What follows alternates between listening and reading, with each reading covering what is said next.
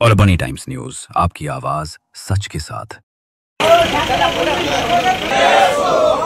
जनता पार्टीचा भारतीय जनता पार्टीचा भारतीय जनता किसान मोर्चाचा शेतकरी एकजुटीचा वतीने आणि भारतीय जनता पार्टीच्या वतीने आपण पाहितलं असेल, सततच्या पावसामुळे जी अतिवृष्टी झालेली आहे आणि पिकाचं प्रचंड नुकसान झालेलं आहे।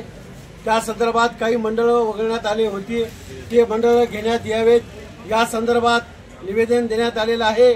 आणि दुसरा एक मुद्दा बाबासाहेबांनी सांगितलेला आहे, हे भारतीय जनता पार्टी सरकार मायबाप जनतेचं सरकार आहे।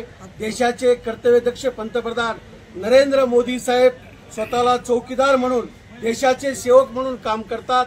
महाराष्ट्राचे सन्माननीय मुख्यमंत्री आदरणीय देवेंद्र फडणवीस साहेब सुद्धा स्वतःला सेवक म्हणून 18 तास या महाराष्ट्रासाठी काम करतात। परभणी जिल्ह्याच्या सन्माननीय पालकमंत्री मेघना दीदी बोर्डीकर साकोरे सुद्धा सामान्य जनतेसाठी काम करतात। नक्कीच हे सरकार मायबाप शेतकऱ्यांचं आहे। शेतकरी बांधवाला कसा न्याय मिळेल यासाठी आम्ही असेल भारतीय जनता पार्टी जिल्ह्याच्या पालकमंत्री महोदय, आम्ही सर्वजण मिळून न्याय देण्याचा प्रयत्न नक्कीच करू। धन्यवाद। माननीय जिल्हाधिकाऱ्यांकडे परभणी जिल्ह्यातील सततचा पाऊस आणि अतिवृष्टीमुळे झालेल्या नुकसानीचे तात्काळ पंचनामे करून शेतकऱ्याला मदत द्यावी यासाठी शिष्टमंडळाने भेट घेतली।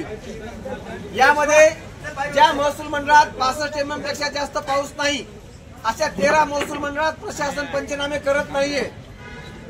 विशेषतः दैतना महसूल मंडळ असेल, मातपुरी असेल, जांब असेल, या ठिकाणचे शेतकरी मोठ्या संख्येने आले आणि वैयक्तिक अर्ज केले आणि सततच्या पावसाच्या हेडखाली आमचे तात्काळ पंचनामे करून आम्हाला मदत द्यावी असं आग्रहाची विनंती माननीय जिल्हाधिकाऱ्यांना केली।